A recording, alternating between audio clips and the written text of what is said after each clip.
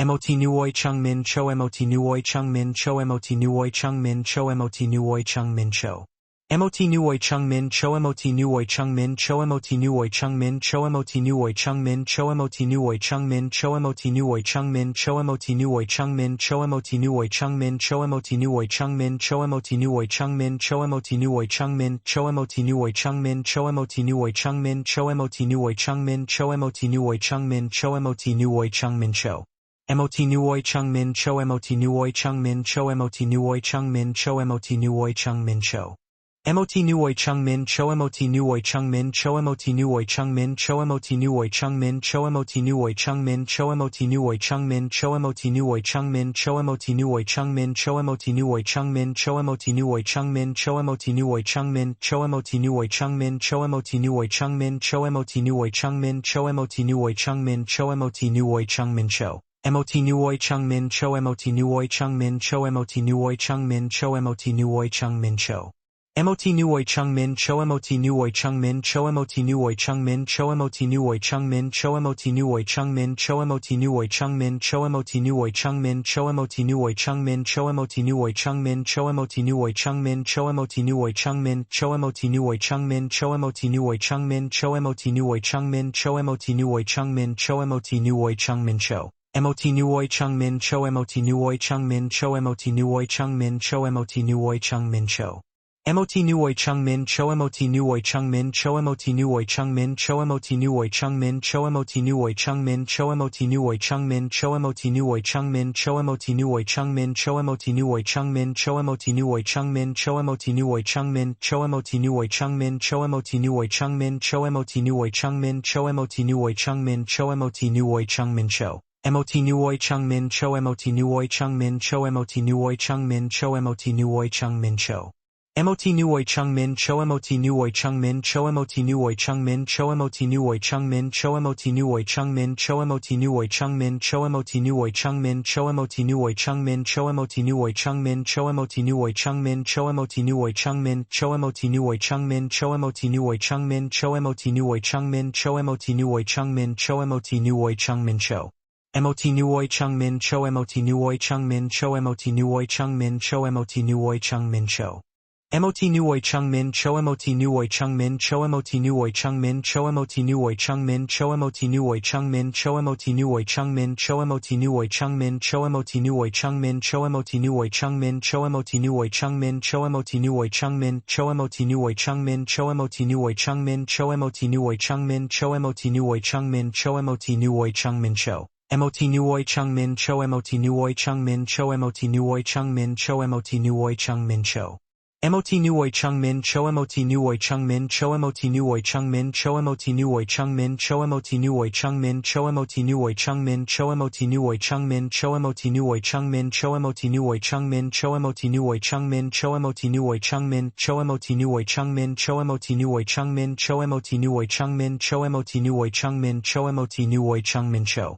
Mot nuoi chung min cho mot nuoi chung min cho mot nuoi chung min cho mot nuoi chung min cho.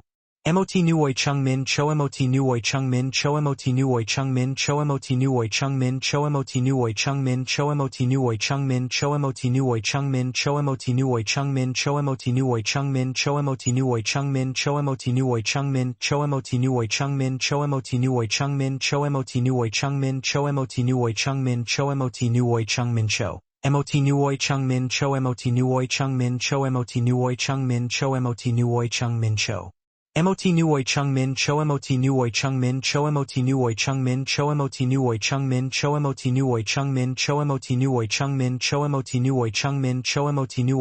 mot nuoi chung min cho mot nuoi chung min cho mot nuoi chung min cho mot nuoi chung min cho mot nuoi chung min cho mot nuoi chung min cho mot nuoi chung min cho mot nuoi chung min cho mot nuoi chung min cho mot nuoi chung min cho mot nuoi chung min cho. Mot nuoi chung min cho mot nuoi chung min cho mot nuoi chung min cho mot nuoi chung min cho. Mot nuoi chung min cho mot nuoi chung min cho mot nuoi chung min cho mot nuoi chung min cho mot nuoi chung min cho mot nuoi chung min cho mot nuoi chung min cho mot nuoi chung min cho mot nuoi chung min cho mot nuoi chung min cho mot nuoi chung min cho mot nuoi chung min cho mot nuoi chung min cho mot nuoi chung min cho mot nuoi chung min cho mot nuoi chung min cho. Mot nuoi chung min cho mot nuoi chung min cho mot nuoi chung min cho mot nuoi chung min cho. Mot nuoi chung min cho mot nuoi chung min cho mot nuoi chung min cho mot nuoi chung min cho mot nuoi chung min cho mot nuoi chung min cho mot nuoi chung min cho mot nuoi chung min cho mot nuoi chung min cho mot nuoi chung min cho mot nuoi chung min cho mot nuoi chung min cho mot nuoi chung min cho mot nuoi chung min cho mot nuoi chung min cho mot nuoi chung min cho. Mot nuoi chung min cho mot nuoi chung min cho mot nuoi chung min cho mot nuoi chung min cho. Mot nuoi chung min cho mot nuoi chung min cho mot nuoi chung min cho mot nuoi chung min cho mot nuoi chung min cho mot nuoi chung min cho mot nuoi chung min cho mot nuoi chung min cho mot nuoi chung min cho mot nuoi chung min cho mot nuoi chung min cho mot nuoi chung min cho mot nuoi chung min cho mot nuoi chung min cho mot nuoi chung min cho mot nuoi chung min cho. Mot nuoi chung min cho mot nuoi chung min cho mot nuoi chung min cho mot nuoi chung min cho. Mot nuoi chung min cho mot nuoi chung min cho mot nuoi chung min cho mot nuoi chung min cho mot nuoi chung min cho mot nuoi chung min cho mot nuoi chung min cho mot nuoi chung min cho mot nuoi chung min cho mot nuoi chung min cho mot nuoi chung min cho mot nuoi chung min cho mot nuoi chung min cho mot nuoi chung min cho mot nuoi chung min cho mot nuoi chung min cho. Mot nuoi chung min cho mot nuoi chung min cho mot nuoi chung min cho mot nuoi chung min cho. Mot nuoi chung min cho mot nuoi chung min cho mot nuoi chung min cho mot nuoi chung min cho mot nuoi chung min cho mot nuoi chung min cho mot nuoi chung min cho mot nuoi chung min cho mot nuoi chung min cho mot nuoi chung min cho mot nuoi chung min cho mot nuoi chung min cho mot nuoi chung min cho mot nuoi chung min cho mot nuoi chung min cho mot nuoi chung min cho. Mot nuoi chung min cho mot nuoi chung min cho mot nuoi chung min cho mot nuoi chung min cho. Mot nuoi chung min cho mot nuoi chung min cho mot nuoi chung min cho mot nuoi chung min cho mot nuoi chung min cho mot nuoi chung min cho mot nuoi chung min cho mot nuoi chung min cho mot nuoi chung min cho mot nuoi chung min cho mot nuoi chung min cho mot nuoi chung min cho mot nuoi chung min cho mot nuoi chung min cho mot nuoi chung min cho mot nuoi chung min cho. Mot nuoi chung min cho mot nuoi chung min cho mot nuoi chung min cho mot nuoi chung min cho. Mot nuoi chung min cho mot nuoi chung min cho mot nuoi chung min cho mot nuoi chung min cho mot nuoi chung min cho mot nuoi chung min cho mot nuoi chung min cho mot nuoi chung min cho mot nuoi chung min cho mot nuoi chung min cho mot nuoi chung min cho mot nuoi chung min cho mot nuoi chung min cho mot nuoi chung min cho mot nuoi chung min cho mot nuoi chung min cho. Mot nuoi chung min cho mot nuoi chung min cho mot nuoi chung min cho mot nuoi chung min cho. Mot nuoi chung min cho mot nuoi chung min cho mot nuoi chung min cho mot nuoi chung min cho mot nuoi chung min cho mot nuoi chung min cho mot nuoi chung min cho mot nuoi chung min cho mot nuoi chung min cho mot nuoi chung min cho mot nuoi chung min cho mot nuoi chung min cho mot nuoi chung min cho mot nuoi chung min cho mot nuoi chung min cho mot nuoi chung min cho. Mot nuoi chung min cho mot nuoi chung min cho mot nuoi chung min cho mot nuoi chung min cho.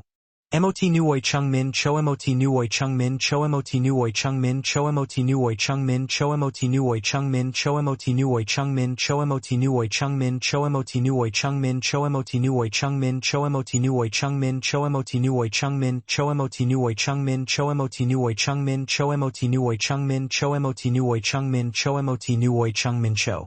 Mot nuoi chung min cho mot nuoi chung min cho mot nuoi chung min cho mot nuoi chung min cho. Mot nuoi chung min cho mot nuoi chung min cho mot nuoi chung min cho mot nuoi chung min cho mot nuoi chung min cho mot nuoi chung min cho mot nuoi chung min cho mot nuoi chung min cho mot nuoi chung min cho mot nuoi chung min cho mot nuoi chung min cho mot nuoi chung min cho mot nuoi chung min cho mot nuoi chung min cho mot nuoi chung min cho mot nuoi chung min cho. Mot nuoi chung min cho mot nuoi chung min cho mot nuoi chung min cho mot nuoi chung min cho.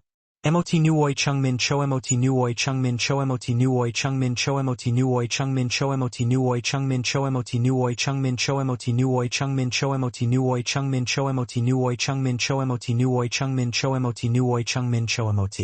Each inhale, each whispered assurance, was now a lie stripped bare. The comfortable assumptions she'd meticulously constructed around her life were crumbling, layer by agonizing layer. She'd believed power resided in overflowing bank accounts, strength in prestigious titles, and leadership in the sterile environment of boardrooms. How wrong she'd been. True power, raw strength, authentic leadership resided here, in the understated, resolute actions of a man who unequivocally prioritized service over personal glory, responsibility over fleeting accolades. As he concluded his escort of the elderly group to safety, she finally found the courage to step forward, her path inadvertently intersecting with his. "Please," she began, her voice barely a whisper. "Just give me a moment of your time." He paused, his expression devoid of annoyance or impatience, simply present, attuned to the moment. She drew a steadying breath. "Earlier tonight, I said things that cannot be unsaid, but I am asking you, pleading with you, to allow me to say them properly." He remained silent, his stillness offering her the space to continue. "I called you weak," she confessed, her voice cracking under the weight of guilt, the word itself a shard of glass in her throat. "I humiliated you in front of complete strangers. And then you saved every single one of us. Not because it was simply your duty, not because you were ordered to, but because that is fundamentally who you are." Her throat constricted, emotion threatening to overwhelm her. "I misjudged everything, every single thing about you." His expression remained remarkably steady, an anchor in the storm of her confession. But something within his eyes softened, a subtle shift, barely perceptible, yet undeniably there. She pressed on. "People like me glide through life, convinced we understand strength, believing we know who deserves our respect. But tonight, you showed me the true face of strength, quiet, unwavering, selfless." Before he could offer any response, the police lieutenant urgently approached once more, his breath ragged. "Sir, a crowd is forming outside. People who escaped earlier are telling reporters about you. They're chanting for you to come out, and the commissioner is requesting your presence at the perimeter." Miranda's gaze darted between them. "They want to thank you." He released the faintest exhale, fatigue finally seeping into his posture. His ribs throbbed with a dull ache. His arms screamed in protest with every movement, and his breaths grew heavier, more labored. The adrenaline that had fueled him for hours was rapidly dissipating, replaced by the sheer weight of the night's events. But he shook his head, a silent refusal. "Not until the last guests are out." The lieutenant blinked, a flicker of surprise crossing his face. "We're down to the last group. 5 people still refusing to leave until they know the threat is completely gone."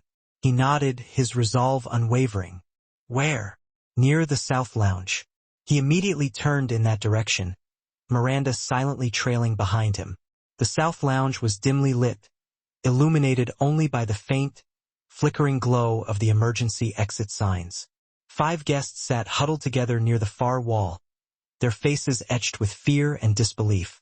2 women, a man, and a teenage couple, their eyes wide, reflecting the lingering trauma of the ordeal. "Are you all hurt?" he asked, his voice calm and reassuring. "No," one of the women stammered. We just couldn't make ourselves move." "That's okay," he responded gently. "You're safe now. I'll walk you out." They slowly rose, leaning on one another for support.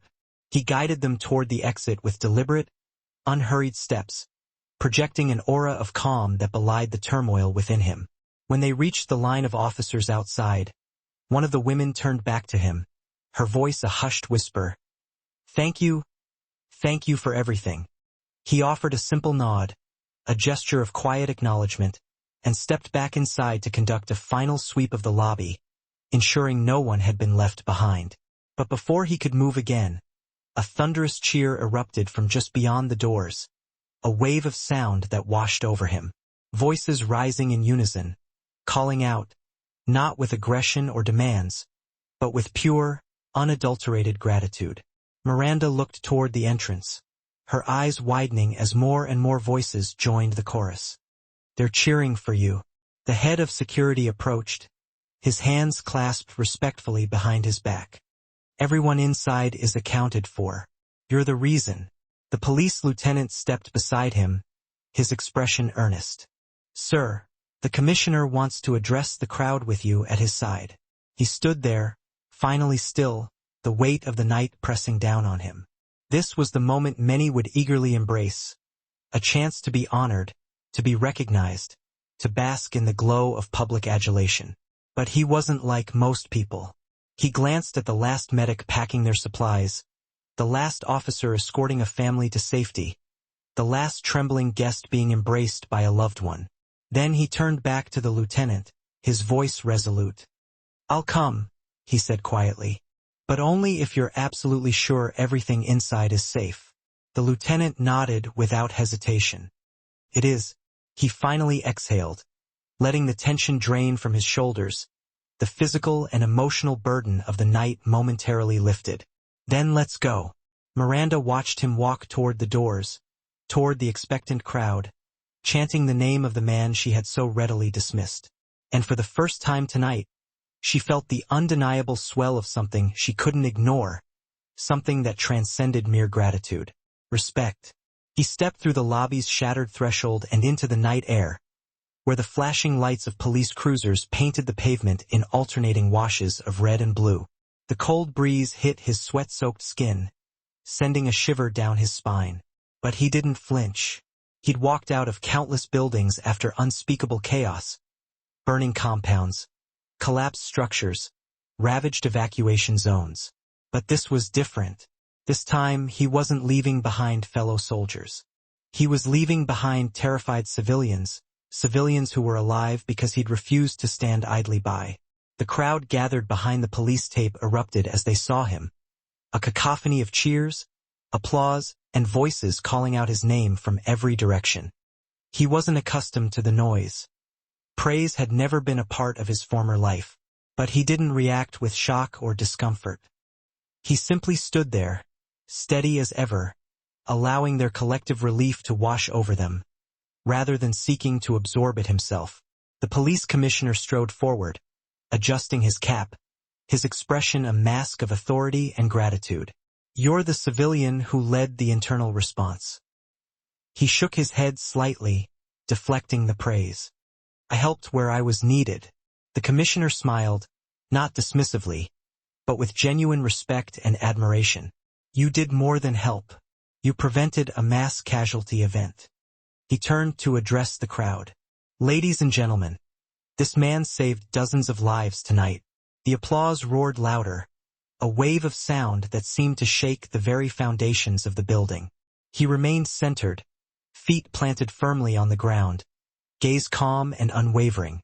For the first time all night, he allowed himself to breathe a little deeper, to acknowledge, if only for a fleeting moment, the impact of his actions. Miranda stood behind the commissioner, her hands clasped tightly together, watching him with the same complex expression she'd worn since the moment she realized the true measure of the man before her. Not a look of simple gratitude, but something far deeper, far more human, a recognition of the extraordinary spirit that resided within him. The commissioner leaned in, his voice lowered. "May I ask your name for the record?"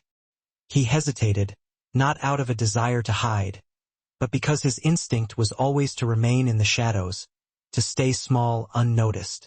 But staying small wasn't the lesson his son needed to see. Being steady wasn't enough. Sometimes the truth had to be spoken aloud, had to be declared, no matter how uncomfortable it might be. "Evan Mercer," he said quietly, his voice carrying on the night air. The commissioner nodded, his expression conveying a deep sense of gratitude. "Evan, the city owes you." He didn't respond. He wasn't there for praise or accolades. A murmur moved through the crowd, a ripple of whispers spreading like wildfire. "Evan Mercer. Evan, the man inside, the hero." He took a step toward the railing, scanning the dozens of faces before him. Some bruised, some bandaged, but all alive, all safe. Then he spoke, his voice steady but softer than the wail of the sirens and the shouts of the crowd. "Everyone out here did their part tonight," he said, his words measured and deliberate. "The medics, the police, the hotel staff, the people who helped strangers get up when they fell." He paused, his breath fogging in the cold air. Crisis doesn't care about status, cares about actions. The crowd went silent, hanging on his every word. He glanced back toward the hotel's doors, his gaze lingering on the shattered glass and the lingering wisps of smoke. What happened tonight is not about me. It's about how you protect each other when fear is loudest. Those words landed with a weight and resonance that no prepared speech from the commissioner could ever match. A moment later, Miranda stepped closer, her movements slow and deliberate.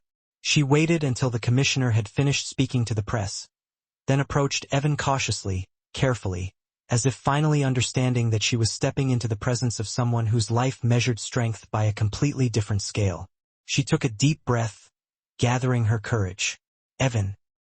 He turned toward her, his expression neutral, but not closed, not dismissive. I owe you more than an apology, she said, her voice filled with genuine remorse. You didn't just save me. You showed me who you are and who I failed to see.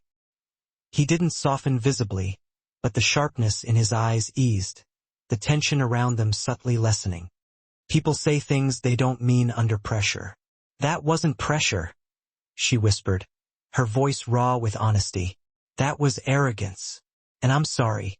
He gave a small nod, a gesture that conveyed neither forgiveness nor dismissal, simply acknowledgement of her words. She continued, her voice softer now, filled with a quiet sincerity. You said earlier that your son needs you to show up. Tonight you showed up for everyone. His gaze drifted toward the distant lights of the city, a silent acknowledgement of the weight of his responsibilities. I show up because it matters. He needs to grow up knowing strength isn't loud, isn't boastful. Miranda swallowed, her heart filled with a newfound respect and understanding. Then he's learning from the right person. Silence settled between them, not heavy or tense, but real, authentic. An officer approached from behind, his voice professional and efficient. Sir, we've swept the entire building. Your involvement is no longer required. For the first time all night, he allowed his posture to relax slightly, his shoulders loosening, the weight of responsibility beginning to lift. It was over. The crisis was contained. He turned toward the crowd once more. The applause rose a final time, not demanding or frenzied, but deeply grateful. He took one last look at the hotel, the shattered doors, the smoke drifting into the night, the officers guarding families, the medics loading stretchers. Then he stepped back, slipping into the shadows beyond the flashing lights, retreating from the adulation and the noise. Miranda watched him walk away, a strange ache tightening in her chest. She didn't chase after him. She knew this wasn't a moment to pull him back into the spotlight. Some people simply didn't need the accolades. They just needed to know they'd done enough. And Evan had done more than enough. He walked down the quiet sidewalk alone, his ribs aching with every breath, his forearm bruised and throbbing, his clothes torn and disheveled, but alive. And somewhere at home, his son was safe, asleep, unaware that his father had spent the night carrying an entire building through terror. That was the only recognition he needed, the only reward that truly mattered. As the night settled around him, his steady footsteps faded into the distance, leaving behind a crowd chanting his name, a city indebted to his courage, and a woman who'd finally learned what true power looked like. Subscribe and don't miss our next story. Something big is coming next. Trust me, you'll feel it. And tell me in the comments what injustice should we tackle.